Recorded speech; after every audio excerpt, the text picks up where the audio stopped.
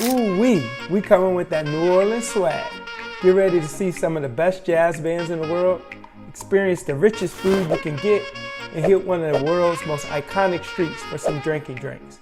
We going to New Orleans, y'all.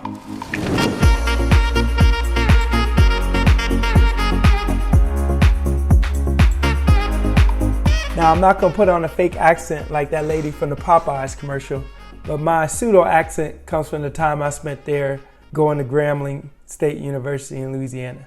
Now, while that's up further in Louisiana, if you go down to New Orleans, you gotta hit up Bourbon Street. No trip is complete without it. There are a number of bars, jazz clubs, and performers to keep you entertained. Besides in the club, on the streets you have equally good music.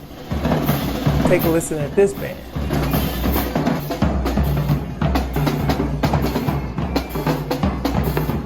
One of the oldest bars is Lafayette's Blacksmith Shop Bar, which I always go to when I'm there. One of the more popular places on Bourbon Street is Pat O'Brien's as well. One of their rooms has a dueling piano singing Sweet Home Caroline.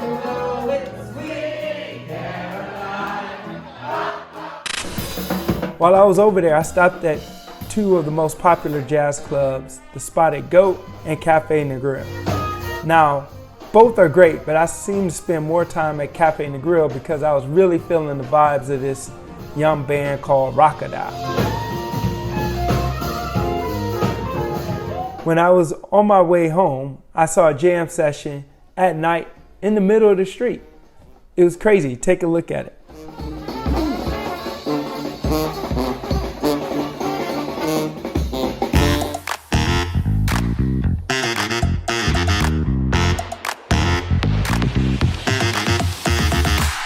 New Orleans isn't all about Bourbon Street.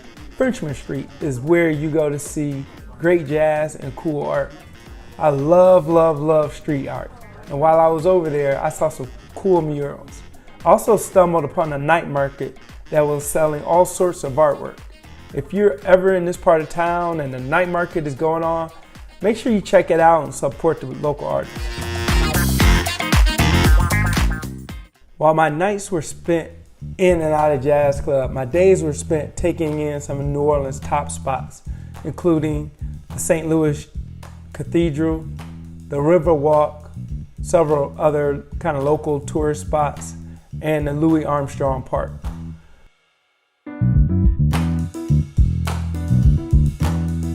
As you're stumbling around the city, one thing I want you to notice is the landscaping and architecture here. New Orleans is heavily influenced by the French, and these buildings have the look and feel you generally don't find in the US.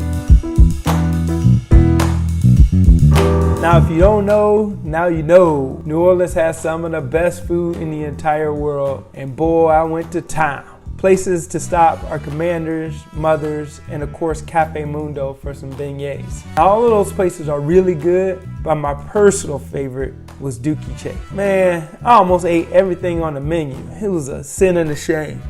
In one sitting, I had gumbo, fried chicken, red beans and rice, jambalaya, and then I had the nerve to get peach cobbler for a dessert. Oof. It took me about 5.5 weeks to lose the weight from that one meal, but it was worth it. If you ever go to New Orleans, do yourself a favor and experience all these things I just talked about. Now, let's go to a place where people are dying to get in, and that's the cemetery.